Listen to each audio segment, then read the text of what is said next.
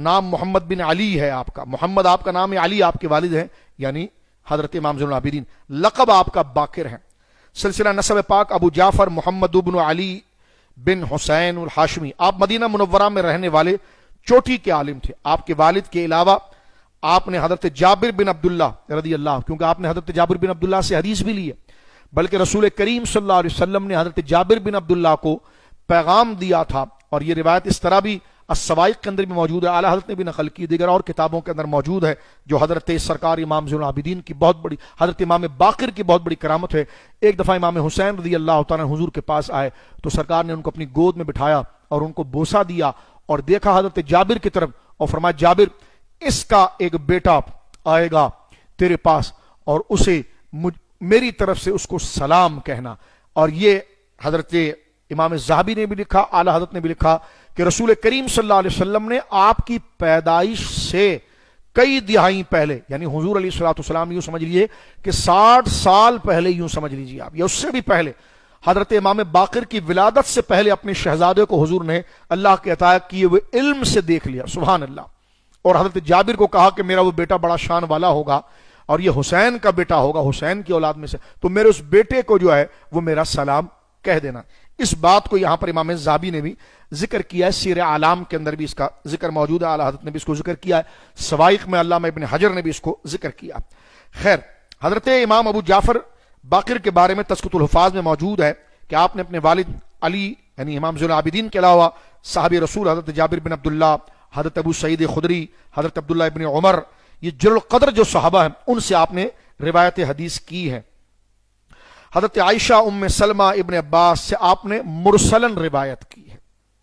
اور آپ سے آپ کے صاحبزادے جعفر بن محمد یعنی امام جعفر صادق رضی اللہ تعالیٰ نے، حضرت عامش نے، امام اوزعی نے، امام جرح نے، یہ بڑے بڑے علم حدیث کے جو شہنشاہ ہیں، یہ حضرت امام باقر رضی اللہ تعالیٰ کے شاگردوں میں سے۔ میں نے 57 ہجری آپ کی خدمت میں عرض کیا تھا حضرت مولا امام باقر کی ولادت، امام ذہبی نے قول یہاں پر نقل کیا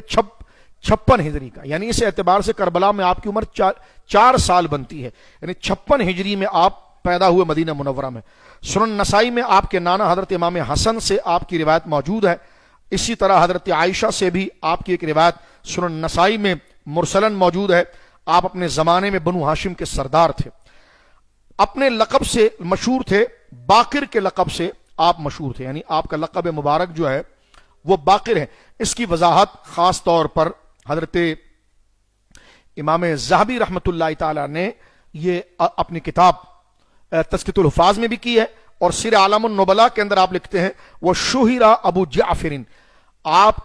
کیونکہ ابو جعفر امام باقر جو ہیں جن کی کنیت ابو جعفر ہے وہ مشہور ہوئے ہیں بالباقر، باقر کے لفظ، یعنی آپ کا نام تو علی ہے، کنیت ابو جعفر ہے، لیکن آپ کو لقب میں باقر کہا جاتا ہے۔ اس کی وجہ امام ذہبی فرماتے ہیں من بقر العلم، یہ بقر العلم سے ہے، اس کا معنی کیا ہے؟ شقہ فعرفہ اصلہ وخفیہ، فرمایا بقر سے مراد یہ ہے کہ زمین کو پھاڑ کر پانی نکال دینے والا، یا مطلب یہ ہے کہ باریک سے باریک مسئلہ جس تک علماء کی توجہ کیا ان کی فکر کا طائر پرندہ بھی نہ پہنچتا ہو، حضرت امام باقر کو باقر اس لیے کہا جاتا تھا کہ آپ باریک سے باریک علم کو اس طرح دریافت کر لیتے تھے جس طرح کہا جاتا ہے کہ زمین کو چیر کر اندر سے پانی نکالا جاتا ہے، تو فرما بقر العلم ای شقہ، علم کو پھاڑ کر، علم کو چیر کر نتیجہ نکالنے والا۔ اور امام ذہبی نے یہاں پر لکھا ہے سیر کے اندر فعرف اصلہ وخفیہ، اس لیے کہ حضرت امام سرکار امام باقر جو تھے وہ دین کے سارے اصول اور فروع اور بالخصوص اس میں چاہے وہ متشابہات ہوں، محکمات تو ہیں متشابہات ہوں، اور حد درجے کی مخفی بات ہو، وہ خفیہ ہو، حد درجے کی مخفی بات کہ ذہین سے ذہین عالم اس بات کا ادراک نہ کر سکے، حضرت سرکار امام باقر رضی اللہ تعالیٰ عنہ کو باقر اس لیے کہا جاتا ہے کہ علم کو چیر کر اس میں سے اپنی مراد، یعنی جو دین کی مراد ہے، شریعت کی مراد ہے، اس کو آپ نکالتے تھے۔ یہ میں نے سیر اعلام النبلاء بھی آپ کے سامنے پڑھی ہے، اور یہ امام ذہبی کی تذکرۃ الحفاظ ہے۔